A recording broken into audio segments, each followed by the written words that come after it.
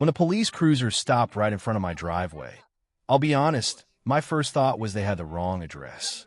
I mean, come on. Quiet, dead-end street. Old guy sweeping his porch. What's next? They start arresting people for overwatering their azaleas?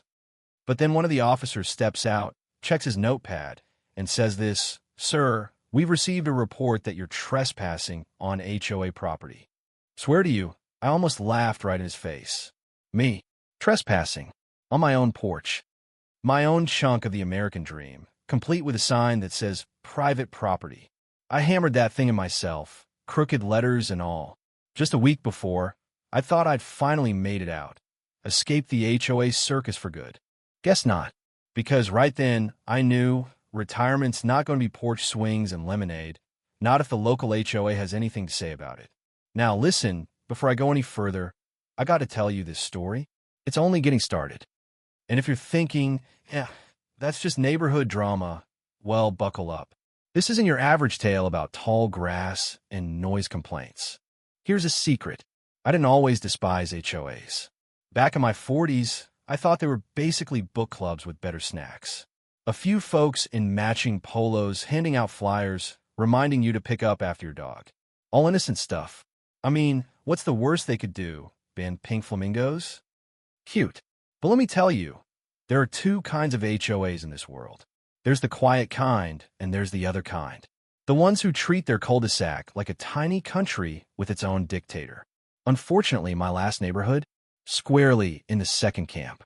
15 years I spent there. 15. They fined me if one blade of grass looked a little taller than the others. Once they sent a whole letter, typed, sealed, the whole 9 yards, because my American flag was apparently 3 inches over the approved size. My granddaughter? She drew hopscotch on the sidewalk with chalk. You'd think she'd spray-painted profanity, the way the HOA lost their minds. Trash bins left out half an hour too long, fine. My truck looked too commercial, fine. Painted my door shade they'd just approved, yep, another fine. I got to the point where those yellow letters started to feel heavier than any bill I ever paid, especially after my wife passed. You can only argue about mailbox height and shutter colors for so long before you start to wonder what's the point of growing old if you're just going to get bossed around by someone named Doug from the landscaping committee. So, I promised myself, next house, no HOA. Ever. My real estate agent must have sifted through 100 listings, bless her. Each time she'd say, "This one's beautiful," and I'd cut her off, "Is there an HOA?" If the answer was yes, even one of those voluntary garden club things that collects $6 a year, I was out. Didn't want it. Didn't want the drama, the fines, the committees, the newsletters. Just peace and maybe a little quiet. Then one morning, she called. Sounded like she'd won the lottery. Found it. Non-HOA, good bones, big trees, and the county map says you're completely outside any HOA. Official. Didn't even need coffee. I jumped in the truck, drove out there, and, well, let's just say you ever have a moment where you step somewhere and your whole body just goes, yeah, this is it? That was me, standing on that wraparound porch, sun coming through the maples. We checked every record, deed, plat map, zoning. All said the same thing. No HOA. I almost hugged the county clerk. The move-in weekend? It felt like being reborn. My son brought his kids. They ran through empty rooms, yelling like it was Christmas. My daughter unpacked my kitchen, scolding me about where I put the spices. Even Mark, my neighbor from the old neighborhood, drove 2 hours to help lift my heavy workbench into the garage. We sat on boxes, ate pizza, laughed until our stomachs hurt. My granddaughter drew a heart on the floor with grease. Did I care? Not a bit. No HOA, no rules, just family and freedom echoing off those bare walls. You finally made a home, Dad, my daughter said. And you know what? I believed her. But there was something she missed. Down the street, while we unloaded boxes, a woman stood there, clipboard in hand. Watched us for a good while. Didn't wave, didn't smile, just watched. At the time, I figured she was just being nosy. Maybe she liked to keep track of new faces. I should have paid more attention. Next morning, I'm out there, coffee in hand, admiring my lawn. The kind of lawn a man could be proud of, the kind he can mow however he damn well pleases. I decide I'm going to put in a little wooden border for the garden bed, just because I can. I'm kneeling in the dirt, measuring, and then I hear this car rolling up. Not driving. Rolling.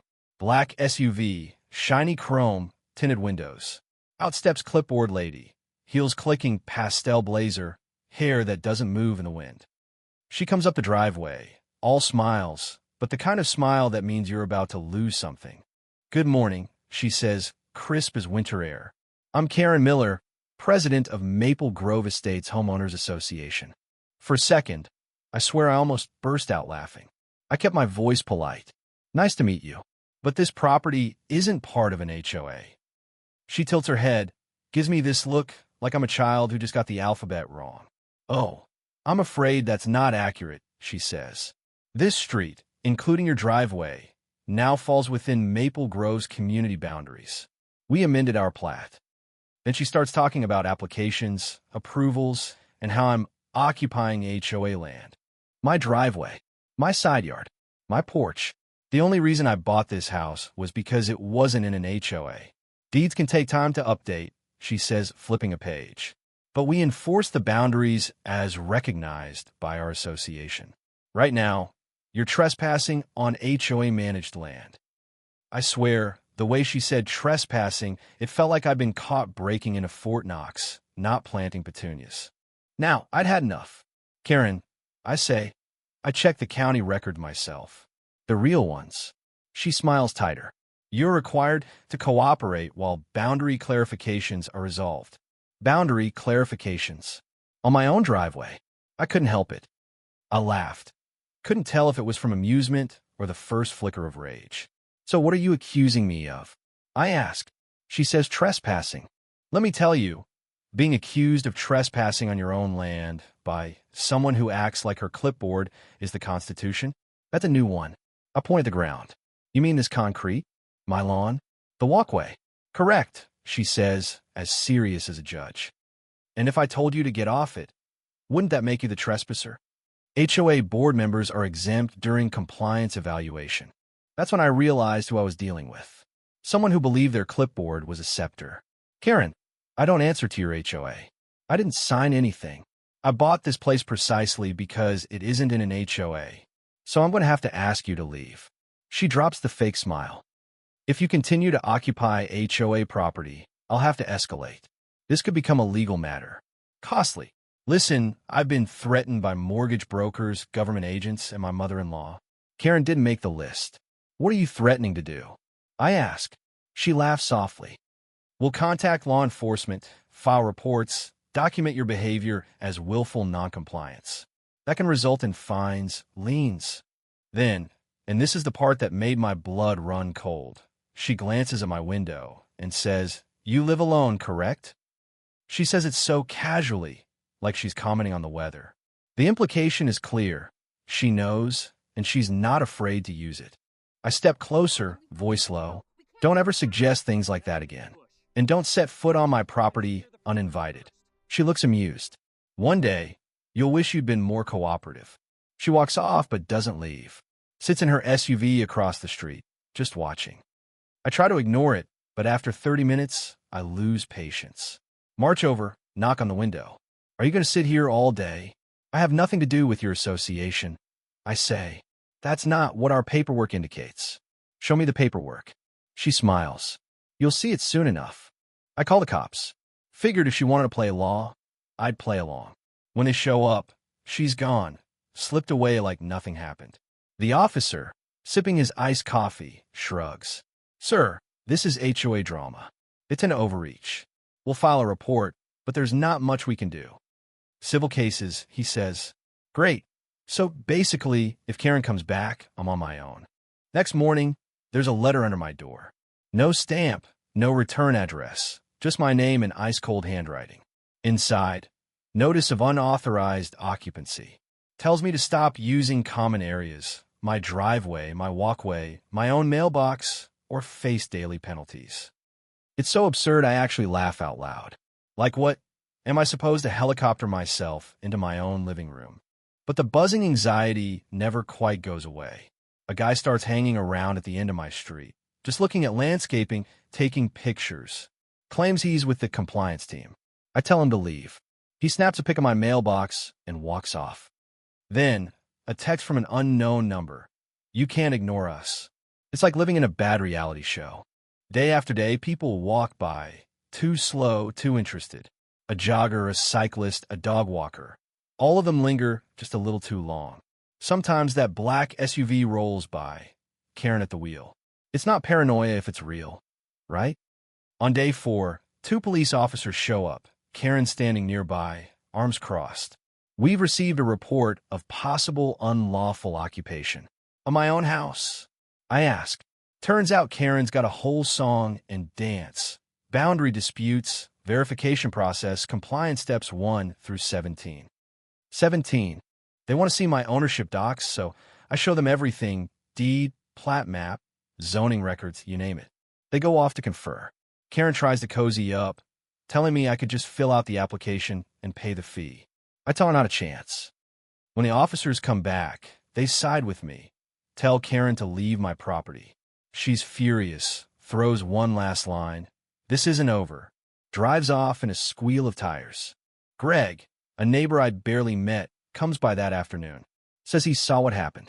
She's tried this before, he tells me. Keeps pushing boundaries, getting houses added to the HOA bit by bit. Scares off the ones who don't play along. Then those homes get bought by some investment group. It all starts making sense. Karen isn't just a stickler for the rules. She's building an empire. Greg gives me advice, document everything. Cameras, letters, every encounter. Says Karen hates cameras more than anything. Because cameras keep people honest. So I go full Columbo. Install cameras everywhere. Keep every letter, every notice, every crazy threat. Even get a lawyer, Cindy Hahn, tough as nails, hates HOA bullies. She digs in and finds the gold. Karen's official plat map? It's fake.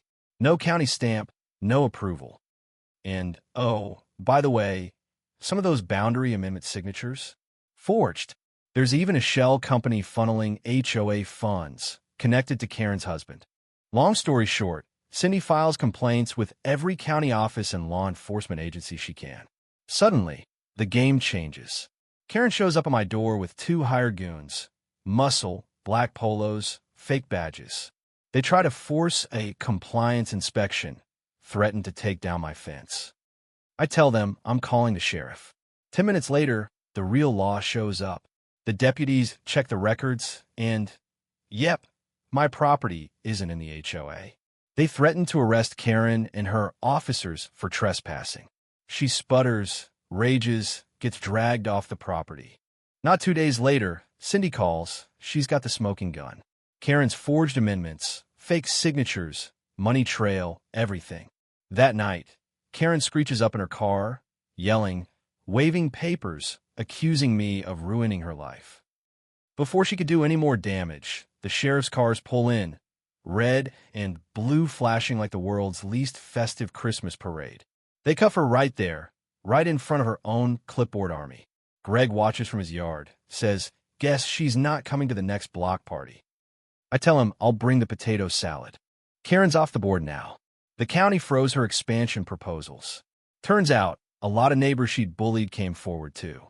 Some laughed, some cried, most just looked relieved.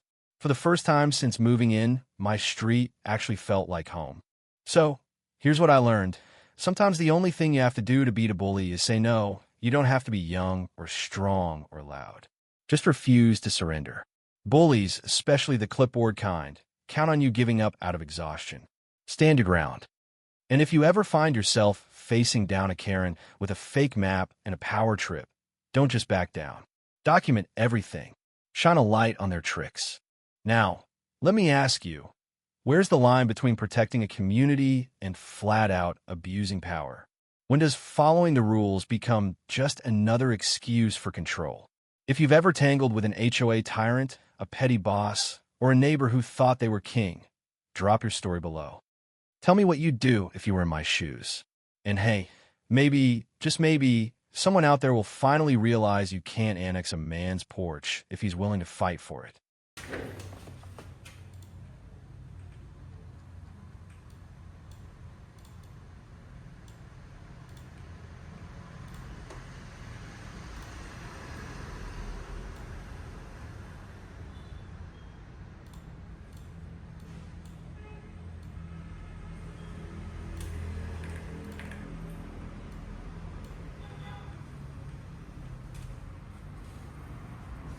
Cảm ơn tất cả các bạn đã xem video.